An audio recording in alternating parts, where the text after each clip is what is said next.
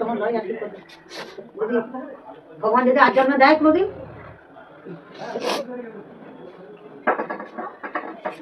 দেখ তুমি আসবে, তবে তুমি আসলে আমার মনটা একটু খালি হলো ভাই। আমার শুধু না তুমি যখন হাইট না আসতো, তার ছবিটা আমার মনে পড়ে একবার ফুলগুনি এমনি যেমনি জানলা জোয়ান ফর্সা। হ্যাঁ,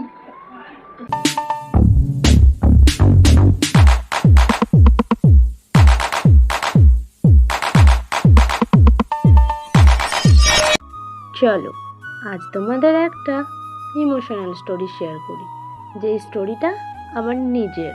এখানে যে ছবিটা আছে সেটা আমার প্রিয় মানুষের।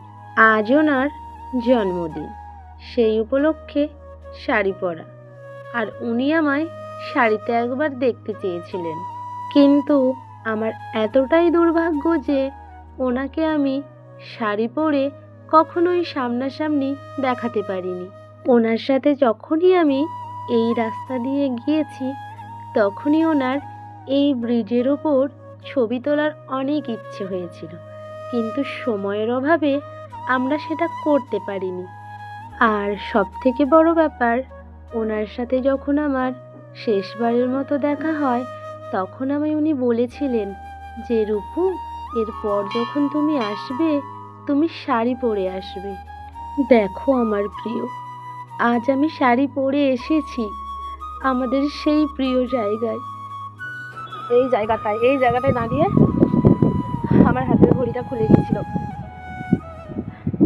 এই যে মন্দিরের গেট, আরতি সেরে দেবী, এই জায়গাটায় দাঁড়িয়েছিলাম। এই জায়গাটায় আমার হাতের ঘড়ি খুলে গেছিল, আর সেই ঘড়িটি পকেটে ভরে নিয়েছিলিস। আজও সেই ঘড়িটা তোর কাছেই রয়ে গেল।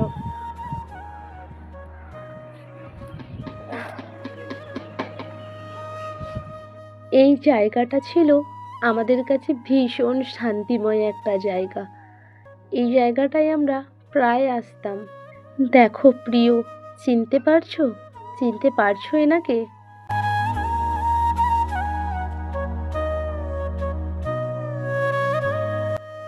আমরা যখন প্রথম এই মন্দিরে আসি, তখনও ঠিক আরতির সময় ছিল, আর যখন শেষবার এই মন্দিরে আসি তখনও আরতির সময় ছিল।